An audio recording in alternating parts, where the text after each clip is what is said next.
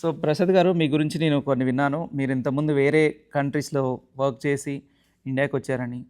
అసలు మీరు గ్రాఫికెరా యూనివర్సిటీ గురించి మీకెలా తెలుసు? దీన్ని ఎందుకు చూజ్ చేసుకున్నారు? మీ పాపని ఎందుకు ఇక్కడ జాయిన్ చేశారు? యాక్చువల్లీ నేను 2003లో యూరోప్కి వెళ్ళాను, ఎస్పెషల్లీ స్పెయిన్. అక్కడ ఇరోలా కాలేజీలో జాయిన్ అయ్యాను. తర్వాత ఇప్పుడు మా పిల్లల కాడికి వచ్చేటప్పటికి ఎడ్యుకేషన్ సిస్టమ్ అక్కడికి ఇక్కడికి చాలా తేడా ఉంది.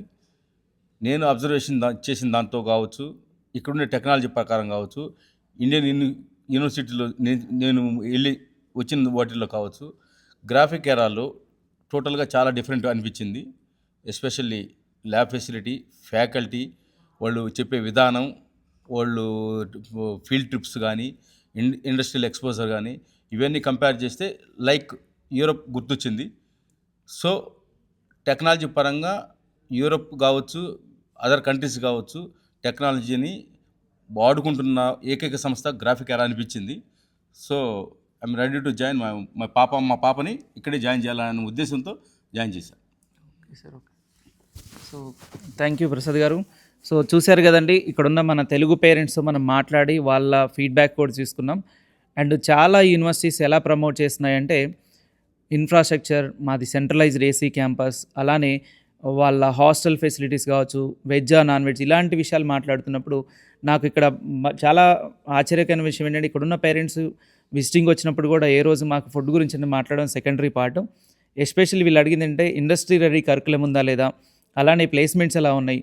సో చాలా యూనివర్సిటీస్ ఏమంటారంటే మేము సబ్జెక్ట్ నేర్పిస్తాం, ప్లేస్మెంట్స్ అనేవి వాళ్ళే తెచ్చుకుంటారు అంటే. ఐఐటీస్ ఎన్ఐటీస్ కూడా సబ్జెక్ట్ నేర్పిస్తున్నాయి, బట్ ప్లేస్మెంట్స్ కూడా క్యాంపస్లో ఇస్తున్నాయి.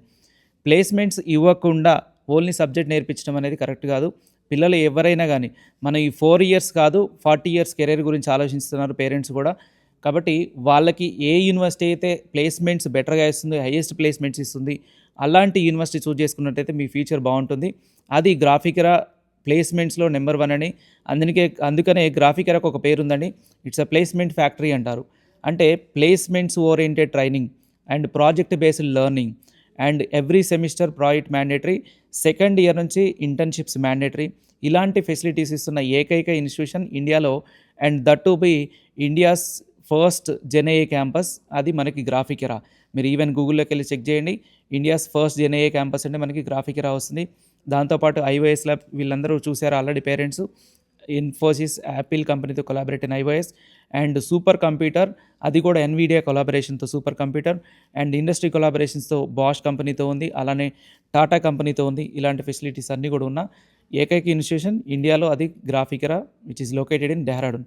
సో ఇలాంటి ఇన్స్టిట్యూషన్లో మీకు ఇంకా కొన్ని డీటెయిల్స్ కావాలన్నా, లేదా అడ్మిషన్ ప్రాసెస్ మీకు తెలుసుకోవాలన్నా స్క్రీన్ మీద స్క్రోల్ అవుతున్న నెంబర్కి కాల్ చేయండి. And thank you all for giving your valuable feedback and time. Okay, thank you. All the best for your future. Thank you.